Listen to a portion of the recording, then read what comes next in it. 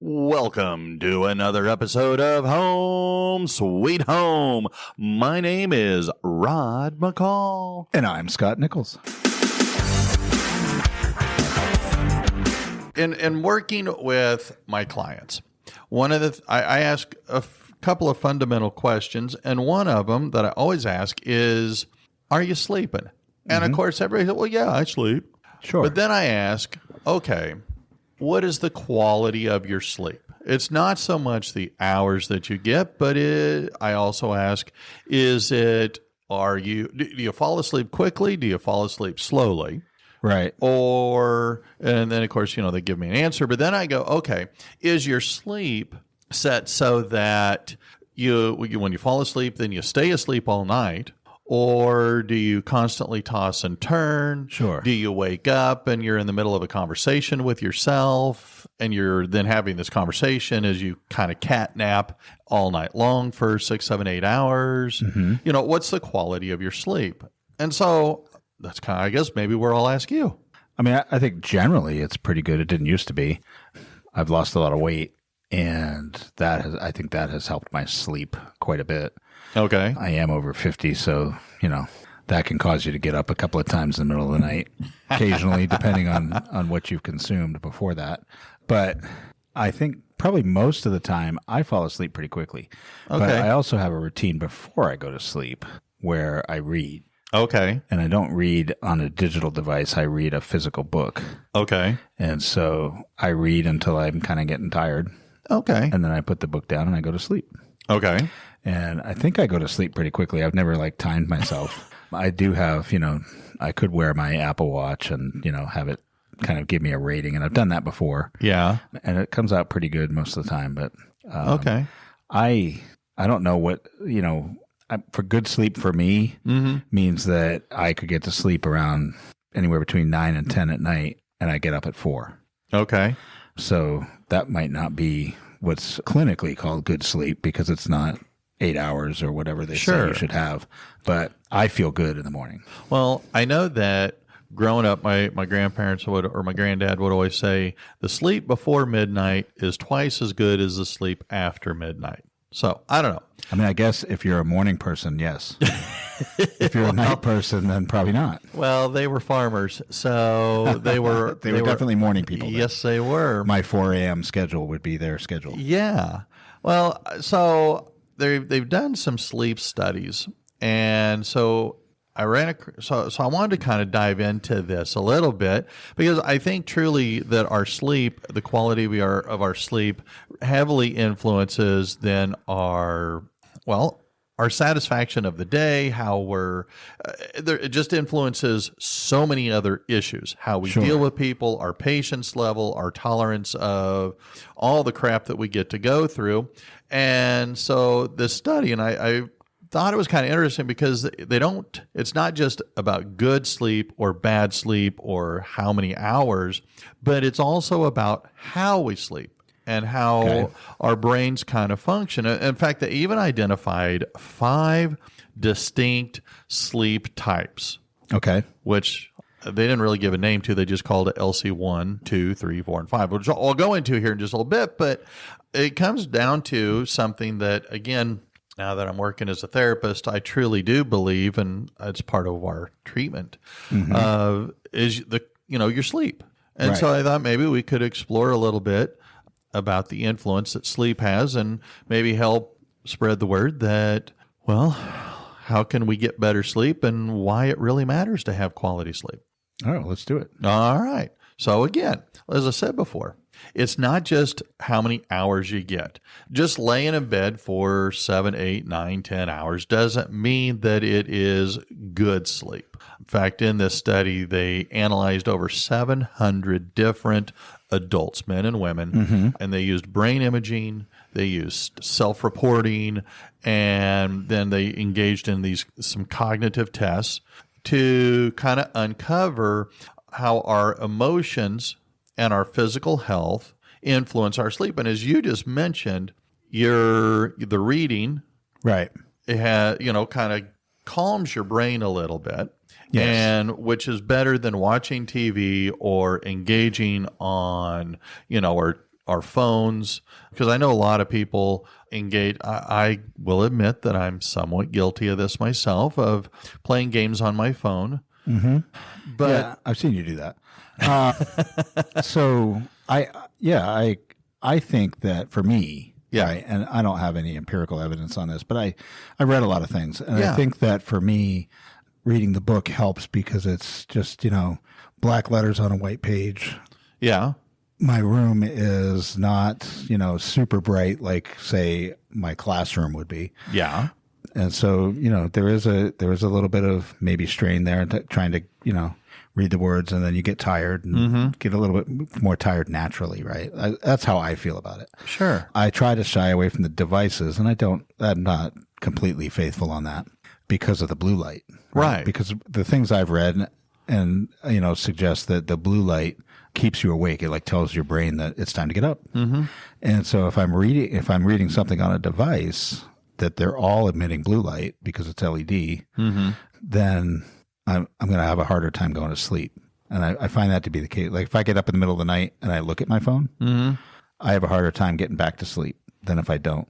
Right. So I really try to not look at it. There's really not that much important in the middle of the night. Nothing good happens after midnight, right? Like, so, anyway, I think, and I couch my sleep in, like it's sandwiched in reading. I read at night, I go to sleep, and as soon as I get up in the morning, I read more Okay. from the same book generally, Yeah. unless I finished it. But, and I don't even think it matters what you read. Okay. Like some people like to read something that's less thinking, right? Like a romance novel or something. Right. Whereas I tend to read books that are more like, I don't want to call them self-help, but they're psychology based. Okay. Yeah. And so I'm always looking at research. And so that's a much more thinking kind of a thing. But I don't know, maybe that tires my brain as well. Well, everybody sleeps differently, and what works for one doesn't guarantee that it'll work for someone else. True.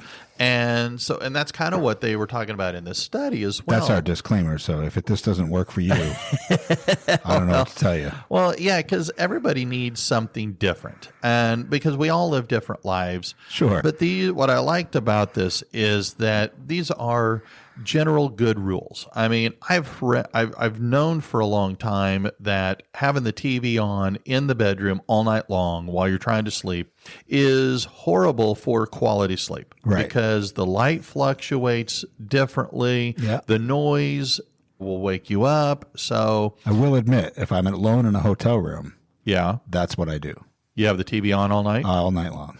Okay. Well, I don't want to hear whatever else is going on around the place. So I will say I that. struggle to fall asleep without my wife being there. So Okay, fair enough. I actually use when I've traveled, or even when we go visit family and friends, instead of a TV, I actually have an app, a noise making app. sure, like a white noise. Yeah. And so I have a fan, as I put that in air Yeah. quotes. And so this fan then makes noise all night long, which helps me sleep because I have a fan. I'm a crazy person, I know. No, you're not. Because I got a fan. It's dead of winter. It's Hey, I got 2 fans in my room. So okay. Well, all right. But the white noise, I have ever since I was maybe 12, 13 years old, I've had white noise. So I can't sleep in total silence. Total silence makes it more difficult for me to fall asleep and for me to stay asleep. in a future podcast, we're going to talk about addiction to white noise. We can. But that's a tool for you, right? Yeah. Like that is something that, and I've heard that from a lot of people. I've lived in the north where it's cold. Yeah. And I've lived in southern Florida where it's hot all the time. Yes. And I have always had fans. It doesn't matter what season, what time of year, what the temperature is outside, what the temperature is inside. It doesn't make any difference, right? I run fans. I know lots of people who do that. It does help to have a little bit of noise. Well, it helps. For me, I mean, growing up, we had a basement in our house. So we either had a humidifier to put moisture in the air or a dehumidifier to pull moisture out of the air, whether it was wintertime or summertime. Yeah. And so I just got accustomed to it. So, but yeah, we all sleep a little differently and we all need different things. But what I liked about this study was how it came up, and I, defined the 5 different traditional or basic sleep patterns that a person might have. And so, and like I say, they call them LC1, LC2, LC3, LC4, and LC5. Sure. And I thought, well, isn't that an interesting 1 through 5? Couldn't come up with a better name. Anyway, so the first one is this LC1, and they identified it as poor sleep with psychological distress. And this is people that they struggle to fall asleep, they struggle staying asleep, and even after they've had 6-7 hours of sleep, 8 hours of sleep, they wake up exhausted. They're still very tired. And usually you can tie this, and I have experienced this myself, when you're worried about something, when you've got some anxiety, absolutely. when you've got some depression, when you are just emotionally overwhelmed with stuff going on at work, Sure. at home, all that kind of stuff, it is hard for your brain to relax enough because you can have that physical exhaustion and you'll just pass out. But that doesn't mean that you're actually resting, and your brain has to rest. Yeah. And so if you've got this on, because there have been times where I'm worried about something, I'm nervous about something. Sure. Going back, when school would start, either after summer or after Christmas break, a lot of times, sometimes even on a Sunday night going into Monday, going back to school, I was going, I'd work myself up and I would not sleep very well. Right. And so I get that. Yeah. I mean, I think that some people have reached a point of Zen, right, in their lives where nothing really bothers them. I'd like to be that. I'm hoping I'm getting close to that. But I've had lots of times where generally it's something out of your control, right? Like something's happening in your life that you can't control at the moment, and you worry about it, right? And it just eats at you, and you try to rack your brain to figure out how can you solve it and what can you do differently. And this person, doesn't seem to like me. What can I do to be more likable, or, whatever. It's just like, you're distracted by the fact that you can't control something.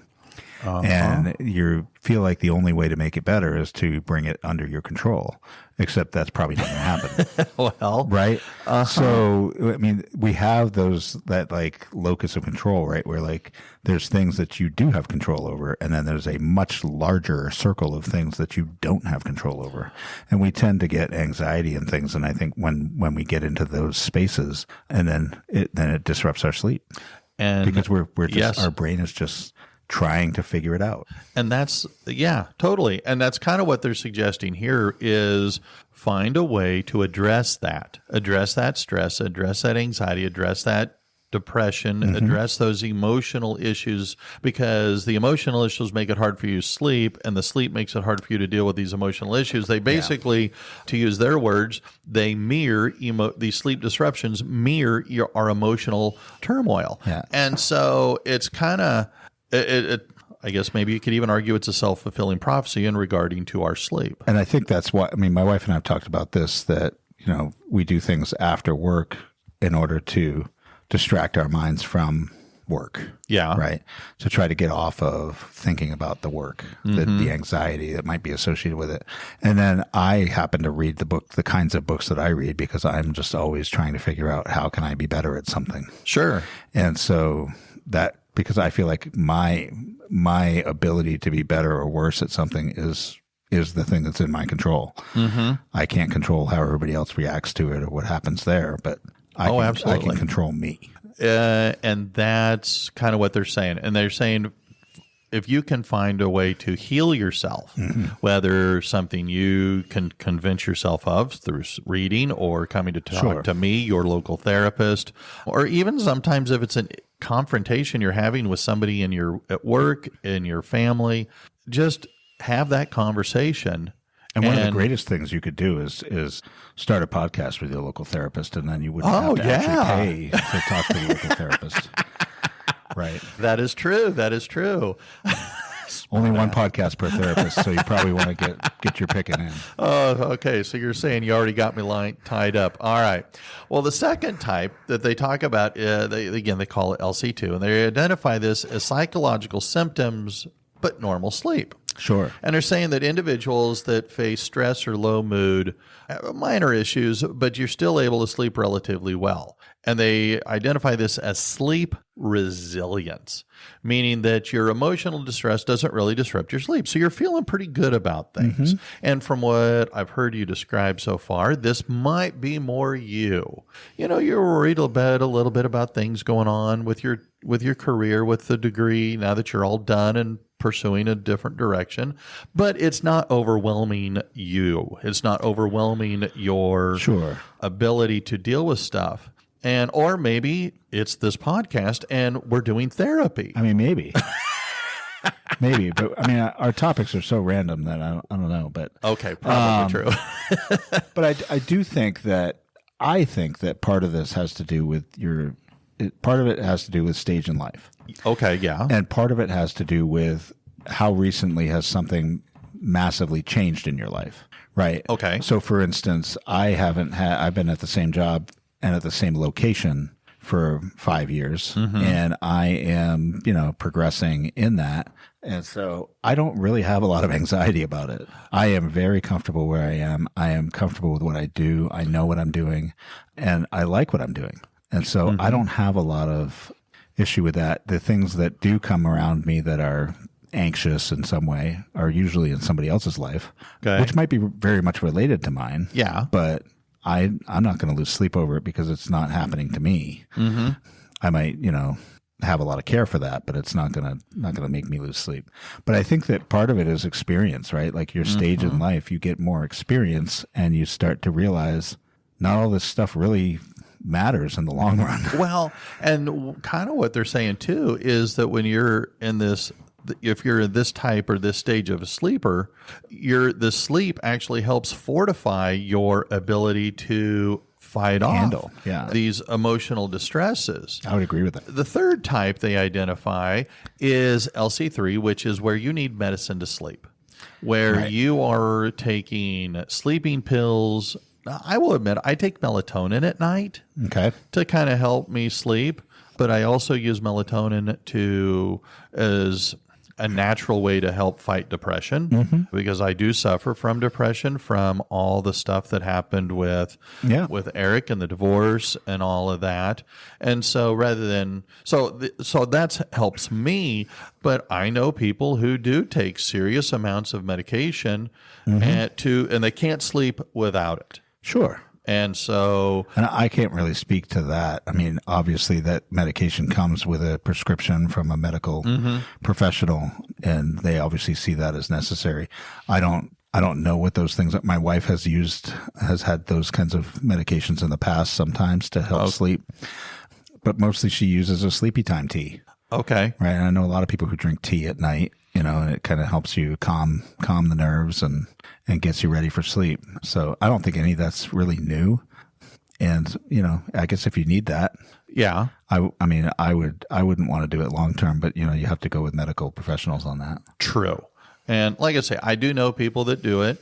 Just shows but sure. What I've learned too is that a lot of times if you're using the medication to help you sleep, which is great, but it's blocking what's causing you to not sleep. Right, so you may not be dealing with the other thing, right? Which is usually some it's kind like if I take a weight loss drug, but I still eat like a horse. Yes, I'm probably not helping myself. Probably not. So in which case, like I say, you need that.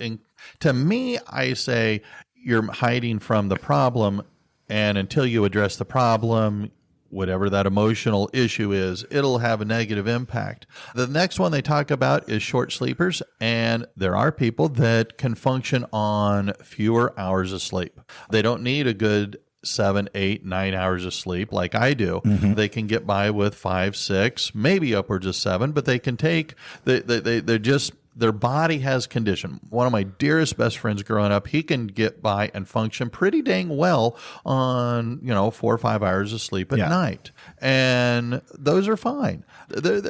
I do about 6. Okay. Maybe sometimes less. So, okay, this And might, I feel great.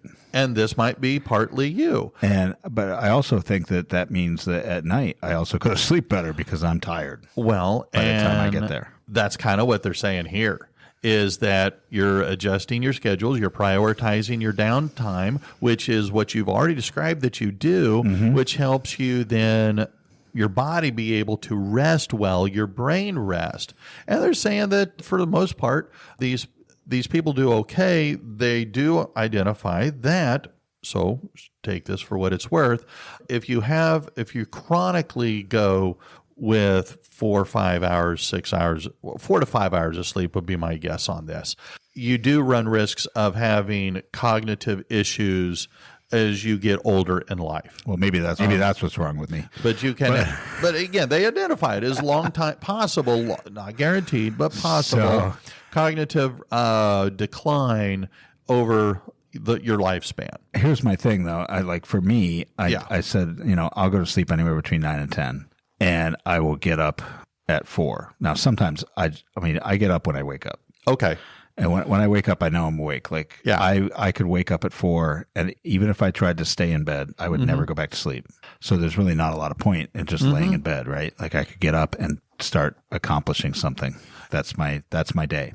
But I will wake up sometimes at 3:30, Okay. right? Yeah. So I feel like on those nights I get the best sleep. When I wake up and I still feel like I need to stay in bed, I have the worst sleep.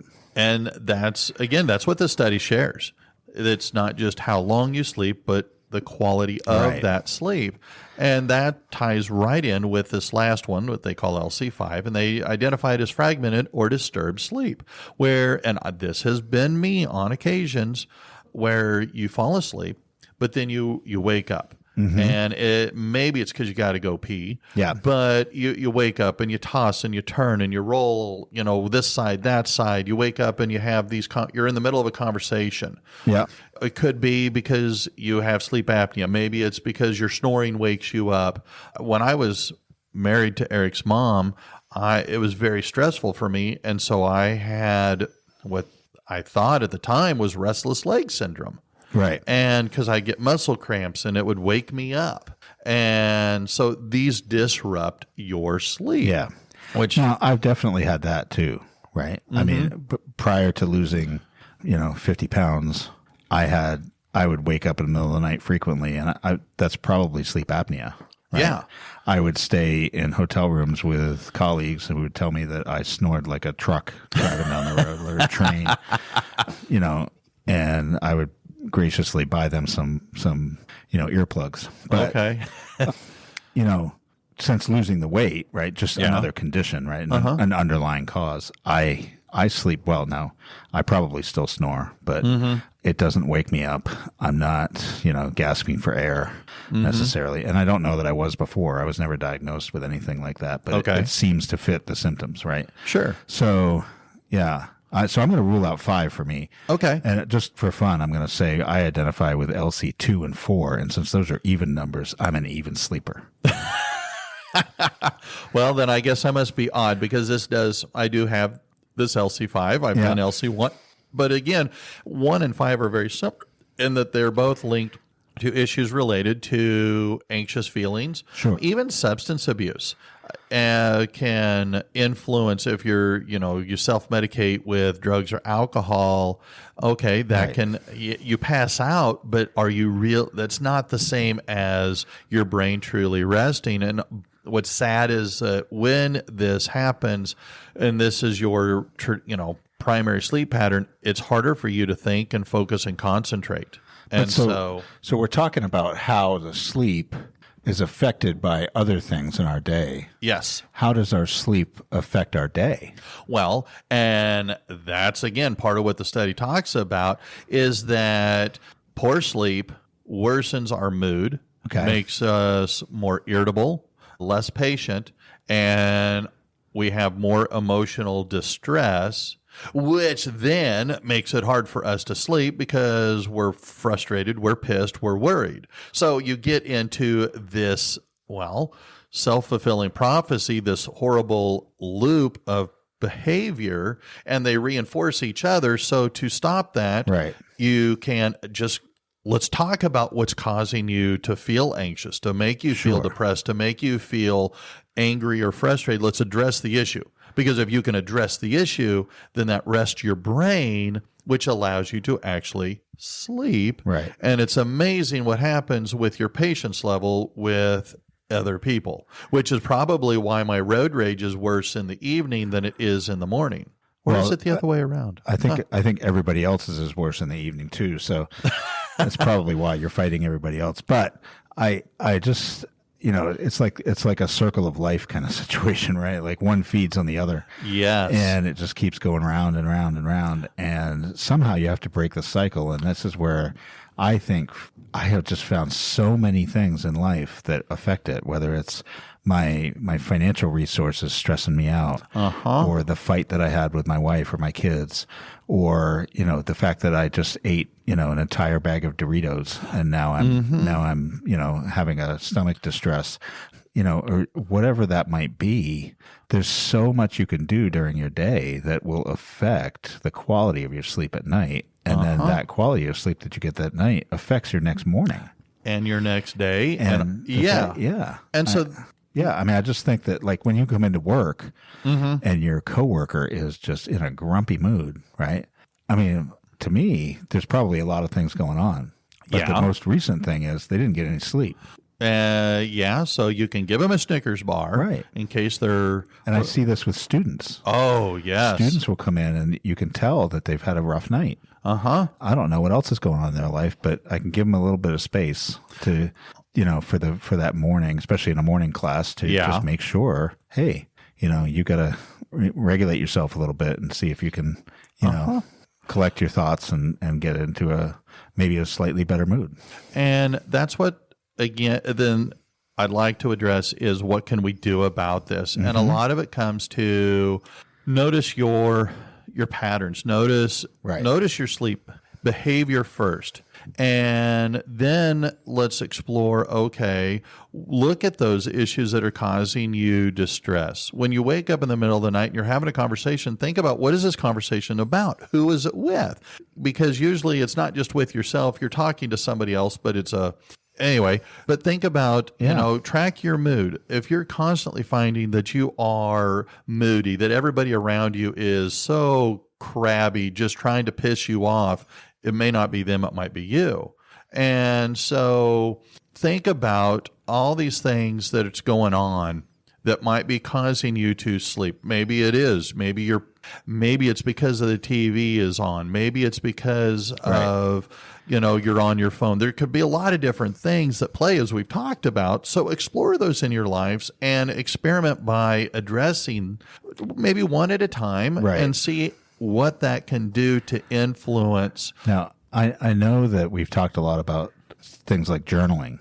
Yes. Over last year. Yes. And I've been reading more books that suggest even focusing in on things like that. So if you're not sleeping well, write down the things that you're doing, what you're eating, how you're feeling, and see like the time of day and everything, and see how do you think that's affecting? Because you can write down the negative things and then have a solution for yourself. What am I going to do differently? Exactly. And see if any of that affects it, because you can change a lot of things in life by journaling. And I think even in the middle of the night, if I wake up and I write something down, and I've done this before, just write it down and then go back to sleep. Yes. Like put it on paper. That kind of gets it out of your mind. And go back to sleep. I have suggested. And then look at it in the morning. Because when you look at it in the morning, you're probably going to be like, that really isn't that big a deal. I can deal with this. This isn't a problem. Or how many times have you had a genius idea in the middle of the night, but when you wake up in the morning, you've forgotten it? Right. So if you don't write it down, so many people have like invented things that I already invented, but I didn't ever write them down. Well, and that's what I was going to say. If you don't write it down, it didn't happen. But these are things that can help you, because if you prioritizing your sleep, investing in your sleep, being consistent can help. Optimizing, make sure it's cool, make sure it's dark. My mother-in-law doesn't sleep very well, but the TV's on, there's 2 lights on, and the bathroom light is on. And it's kind of like, well, maybe if we made it darker, but I'm told to ignore that. But being a cool room, Sherry and I keep our bedroom between 68 and 70 degrees. Yeah. And so that helps, having a cool room. Yep. Again, doing things that you can to put your mind at ease. And this is where I come back to what I like to read, and the reason I like to read it is that the only thing that I can really do in life and truly affect 100% is me. Yes. And if I can make me better, whether it's health, whether it's finances, whether it's, sleep, whatever, however I can do it, whether it's how I act towards others, that's the one thing that I have complete control over, right? Mm-hmm. My actions and the things that how those actions affect me personally. And yes. so that's my focus and has been my focus in life for the past couple of years. And I think that it's working for me. One of the things that I was shared way back when I was going through divorce, mm-hmm. and I share this with my clients again and again and again. You cannot control what happens to you. Right. You can only control how you respond or react. Mm-hmm. And so, again, sleep isn't just a nightly task. All right. It's a way for us to both reflect and decompress. And it's part of taking care of your body. You take care of your body will take care of you. And so, anyway, the next time you find yourself staring at the ceiling at 2 a.m., remember, your body is communicating to you. So think about the type of sleep that you're getting and see what you can do to turn it around. All right. So, we'll have to report back on this in a few months. All right. Well, I'm feeling tired now. I'm going to go to bed. Siesta sounds great. Then I'm going to not sleep later, though. So. Well, fair enough. All right. Well, then, until next time, may your sleep be fantastic. I'm Rod. I'm Scott. See ya. Good night.